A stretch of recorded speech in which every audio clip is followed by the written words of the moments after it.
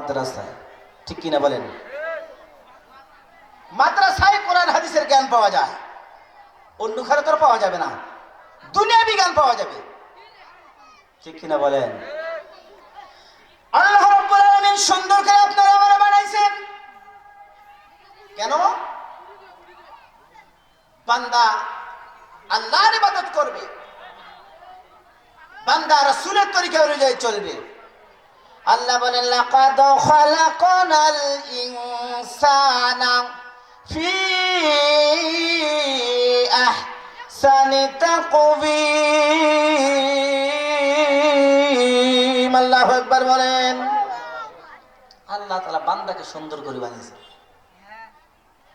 তাহলে আসুন, আল্লাহ তাআলা বলেন আর রহমান, দয়াময় রহমান, আল্লামাল কোরআন, যিনি কোরআন নাজিল করেছেন।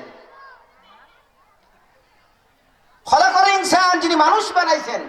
আমাদের কে বানাইছেন ভাই বলেন? আরো জোরে বলেন। আল্লাহ বানাইছেন। কিয়ামতের ময়দানে তাফসীরে জালালাইনের ভিতরে আসছেন, কিয়ামতের ময়দানে আল্লাহ রাব্বুল আলামিন জান্নাতের ছাদের উপরে একটা সমাবেশ করবেন। কি করবেন বাবা বলেন? সমাবেশ করবেন। একটা মজলিস হবে, একটা মাহফিল হবে। সেই সমাবেশের সভাপতি হবেন স্বয়ং আল্লাহ রাব্বুল আলামিন। আল্লাহু আকবার বলেন। সেই সমাবেশের সভাপতি হবেন আমার আল্লাহ। আর ওই সমাবেশের বক্তাগণ হবেন নবী রাসূলগণ। আল্লাহু আকবার বলেন। নবী রাসূলগণ সেই সমাবেশের বক্তা হবেন।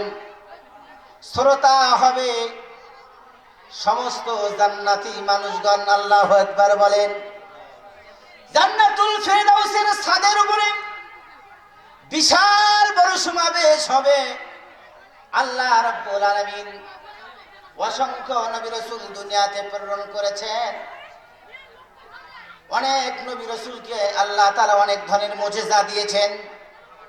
আল্লাহ রাব্বুল আলামিন ঈসা আলাইহিস সালামকে এক মুজিজা দিয়েছিলেন। ঈসা আলাইহিস সালাতু ওয়াস সালাম কোন মৃত্যু ব্যক্তির কবরের পাশে গিয়ে যদি দাঁড়ায়, 70, 80, 100 বছরের মৃত্যু ব্যক্তিকে যদি বলে কুম বিইজনিল্লাহ ইলা আসলিহি, হে মৃত ব্যক্তি কবর থেকে জীবিত হও, ওই মৃত ব্যক্তি কবর থেকে জীবিত হইয়া ঈসা পয়গম্বরের সঙ্গে কথা বলেন। জোরে কান সুবহানাল্লাহ, জোরে বলেন আল্লাহু আকবার। মুসা আলাইহিস সালাতু ওয়াস সালামকে আল্লাহ তাআলা অনেক মুজিজা দিয়েছেন। যখিরায়ে মালুমাত কিতাবের ভিতরে আসছে আল্লাহ তাবারক ওয়া তাআলা হযরত মুসা আলাইহিস সালাতু ওয়াস সালামকে 9টা মুজিজা দিয়েছেন। কয়টা মুজিজা? জোরে বলেন, জোরে বলেন। কয়টা মুজিজা দিয়েছেন? 9টা মুজিজা দিয়েছেন। মুসা আলাইহিস সালাতু ওয়াস সালামের সঙ্গে একটা লাঠি ছিল বাবা। কি ছিল বাবা? জোরে বলেন। লাঠি। কোথায় তিনি যদি কোথাও সফরে যেতেন, তখন এই লাঠিটা মুসা আলাইহিস সালাতু ওয়াস সালামের সঙ্গে গল্প করতে করতে যাইতেন। জোরে কোন সুবহানাল্লাহ। মুসা আলাইহিস সালাতু ওয়াস সালাম কোথাও সফরে গেলে আসার সময় যদি অন্ধকার হয়ে যায়, মুসা আলাইহিস সালাতু ওয়াস সালাম লাঠিটাকে টর্চলাইট বানাইতেন। আলো হতো, টর্চলাইট হতো। রাস্তা দেখে দেখে মুসা আলাইহিস সালাতু ওয়াস সালাম বাসায় চলে আসতেন। জোরে কোন সুবহানাল্লাহ। মুসা আলাইহিস সালাতু ওয়াস সালামের কাছে একটা লাঠি ছিল। আমার বাবাজিরা, মুসা আলাইহিস সালাম ওই লাঠিটা জমিনে যখন গাড়িয়ে দিতেন আর বলতেন, হে লাঠি কলার গাছ হ। লাঠি সঙ্গে সঙ্গে কলার গাছ হয়, কলা ধরে, কলা পাকে, কলা ছেড়ে ছেড়ে মুসা আলাইহিস সালাতু ওয়াস সালাম খায়। জোরে কোন সুবহানাল্লাহ। মুসা আলাইহিস সালামের মনে যদি চাই আমি লিচু খাবো, মুসা আলাইহিস সালাতু ওয়াস সালাম লাঠিটা জমিনে গাড়ি দিয়ে বলেন, লাঠি রে লিচুর গাছ হয়, লিচুর গাছ হয়, লিচুর ফুল ধরে, ফল হয়। মুসা সালাম সঙ্গে সঙ্গে ফল পেকে যায়। মুসা সালাম সিঁড়ি সিঁড়ি খায়, জোরে কোন আল্লাহু আকবার। মুসা আলাইহিস সালাম নবী, মুসা সালাম নবী না জাদুকর, এটা পরীক্ষা করার জন্য একদিন ওই মিশরের ফেরাউন জাদুগির, অনেকগুলি জাদুগির একত্রিত করেছেন। 300 জাদুগির একত্রিত করেছেন। কয়শো জাদুগির? জোরে বলেন কয়শো? 300 জাদুগির একত্রিত করেছেন। সব জাদুগিরা তাদের জাদু ছেড়ে দিল, সাপ হইল। মুসা সালামকে আল্লাহ ডাক দিয়ে মুসা বলেন, মুসা পয়গম্বর, মুসা আলাইহিস সালামকে আল্লাহ ডাক দিয়ে বলেন, মুসা পয়গম্বর, তুমি তোমার লাঠিটা জমিনে ছেড়ে দাও। লাঠি জমিনে ছেড়ে দেওয়ার সঙ্গে সঙ্গে বিশাল সাপ হয়ে গেছে। আল্লাহু আকবার বলেন। 300 জাদুগিরের 300 সাপ এক লোকমাই ওই সাপটি খেয়ে ফেলেছে। জোরে জোরে কোন সুবহানাল্লাহ। আমার বাবাজিরা আসুন, আল্লাহ রাব্বুল আলামিন বলেন, নবী গো, আমি করুণাময় রহমান, কোরআন নাজিল করেছি, মানুষ সৃষ্টি করেছি, মানুষকে তার ভাব প্রকাশের জন্য বয়ান শিখেছি। জোরে কোন সুবহানাল্লাহ। আমার বাবাজিরা, জান্নাতের ছাদের উপরে সমাবেশ শুরু হবে। আল্লাহ ডাক দিয়া বলবেন, দাউদ পয়গম্বর, তোমাকে তো আমি আল্লাহ অনেক কণ্ঠ দিয়েছি।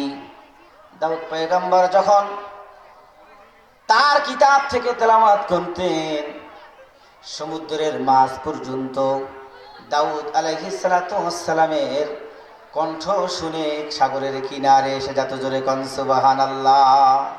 সাগরের কিনারে এসে যেত। আমার বাবাজিরা, মুসা আলাইহিস সালাম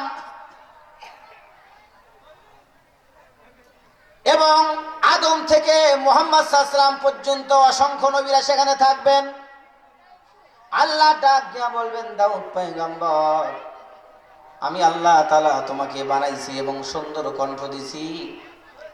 আজ কিয়ামতের ময়দানে আমি আল্লাহ সভাপতি, আর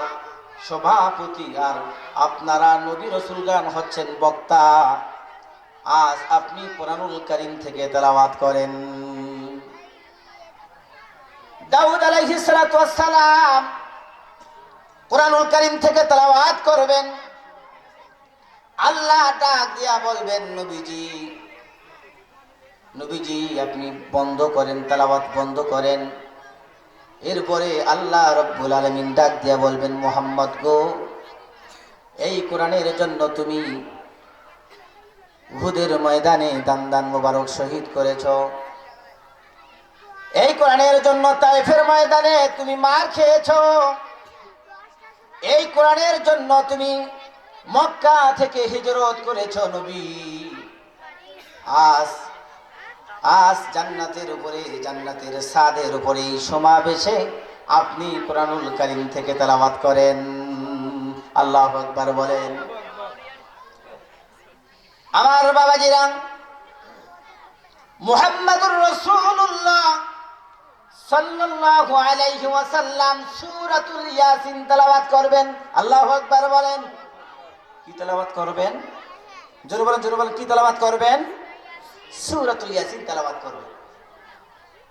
রাসূলের তেলাওয়াতের পরে আল্লাহ তাআলা বলবেন, ও জান্নাতবাসীরা, কোরআন তো নাজিল করেছি আমি। আজ কিয়ামতের ময়দানে, আল্লাহু আকবার, আজ জান্নাতের ছাদের উপরে আমি আল্লাহ কোরআনুল কারীম তেলাওয়াত করব। জোরে কোন সুবহানাল্লাহ। আমার বাবাজিরা, ওই জান্নাতের ছাদের উপরে আল্লাহ রাব্বুল আলামিন কোরআনুল কারীম তেলাওয়াত করবেন গো। সেদিন আল্লাহ আর রহমান বলে কোরআনুল কারীম তেলাওয়াত করবেন না। সেদিন আমার আল্লাহ বলবেন, আনার রহমান আল্লামাল কুরআন খালাকাল ইনসান আল্লামাহুল বায়ান।